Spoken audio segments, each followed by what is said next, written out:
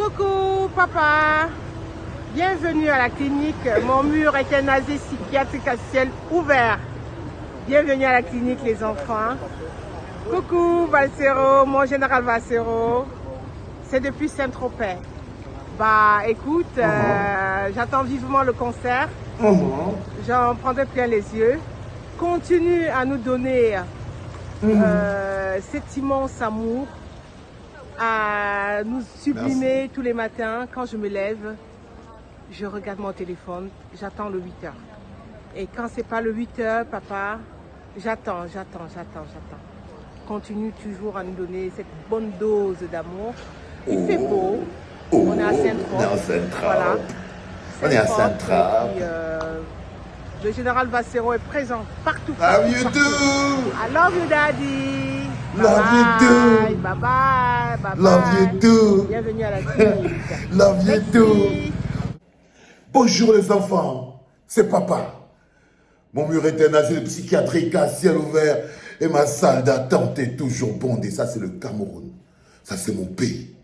Avec la classe dans toute sa beauté. Vous voyez ce que je veux dire? Ça, c'est un loup habillé par un ours. Si tu ne sais pas d'où ça vient, dis-toi que ça vient direct du 237, les enfants.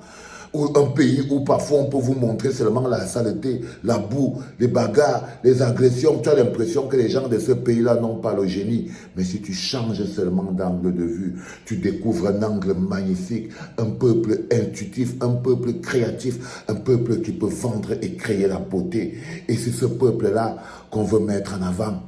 Mon mur est un asile psychiatrique à ciel ouvert et ma salle d'attente est toujours bondée. Bienvenue à la clinique, les enfants. Il y a de l'amour dans chaque chose, de l'amour dans chaque prose, de l'amour dans chaque cause, de l'amour dans chaque pose. Il y a de l'amour sur chaque feuille, de l'amour dans chaque fleur, de l'amour dans chaque larme, de l'amour dans chaque drame. L'amour existe et sa force traverse les portes fermées. Son pouvoir est si grand qu'il inonde les cœurs asséchés. Il lance sans permission, s'installe, te transforme. Même le pire des meurtriers devant l'amour voit sa rage fondre. L'amour est fort, il déplace des montagnes, il pardonne toutes les fautes, même celles que personne ne pardonne. Il peut te rendre sourd, aveugle, muet. Il peut te faire perdre la tête, te rendre bête, te pousser à tuer. L'amour est fort, sa force est dangereuse. Son addiction ne tolère pas le manque, du coup ça creuse. Les effets secondaires du manque d'amour sont immédiats. Envie de rien, le goût de rien, vide intérieur, crise de nerfs permanente. Et c'est là où Annie entre derrière. L'amour existe, l'amour. Oh, il y a bien longtemps, vous raterez quelque chose d'extraordinaire. Je vous donne rendez-vous le 6 juillet à la Madeleine de Bruxelles parce que transformer notre combat en une boule d'amour a été un énorme plaisir pour moi. Recevoir ce message de Dieu, recevoir ce message du Maître Céleste qui guide mes pas et qui me donne la direction et qui s'est réveillé en pleine nuit et m'a dit dans un contexte où le poison c'est la haine, Valsero, l'amour c'est l'antidote. Il faut savoir quelle est la mission qui est la tienne. Il y a trop de haine dans cet environnement. Les gens finissent par oublier pourquoi ils se battent. Il est temps que tu leur remettes au cœur de la problématique. L'antidote de toute la souffrance, c'est l'amour des uns pour les autres. S'ils sont en train de se demander pourquoi le bonheur collectif est toujours rongé par les intérêts individuels, c'est parce que l'amour des uns pour les autres a disparu par la fenêtre au profit de l'intérêt individuel. C'est parce que les hommes, dans la quête de la survie, dans la quête des intérêts individuels, ont fini par assujettir le pays à la volonté des personnes. C'est parce que les hommes sont devenus plus grands que le pays. Lorsque les hommes deviennent plus grands que le pays, il n'y a plus d'amour dans ce pays. Écris ça, frérot. Écris ça, frérot. Lorsqu'il n'y a plus d'amour dans un pays, le développement sort par la fenêtre. Le développement sort par la fenêtre. Avoir de l'amour pour son pays est un devoir, c'est une construction, c'est une éducation. On ne demande pas aux gens, quand tu as une nationalité, la première chose que tu donnes à ce pays-là, c'est de l'amour. C'est pour ça que vous voyez même des gens qui voyagent, qui vont partout en Europe et tout, et qui rentrent dans leur processus d'intégration, on leur apprend à aimer le pays qui les accueille. On les apprend à aimer le pays qui les accueille. Donc s'ils ne sont pas suffisamment camerounais, ils vont perdre l'amour pour le pays, pour le Cameroun. C'est-à-dire quand tu arrives en France, tu arrives en Allemagne, tu arrives en Espagne, partout, vous voyez tous ces gens, ils arrivent là-bas. Dans le processus d'intégration, on les apprend à aimer et à être des Français, des Allemands et des Anglais. On les apprend à voter. Il y a un petit, il y a quelque chose qui s'est passé d'extraordinaire. Je suis parti à Liège pour aller voir mes frères du 2-0, pas un moment magnifique qu'on a passé et tout. Et j'ai vu 3 gars qui partent en courant devant moi. Ils fuient comme ça, ils fuient. Je dis, mais les gars, s'ils courent, ils fuient pour aller où comme ça? On me dit, ils partent voter. Des gars qu'au Cameroun, ils ne connaissent même pas quoi que ce soit, mais dès qu'ils sont arrivés dans leur processus d'intégration en Belgique, si tu ne votes pas, on te fait payer 200 €. C'est obligé, celui qui ne vote pas, il paye.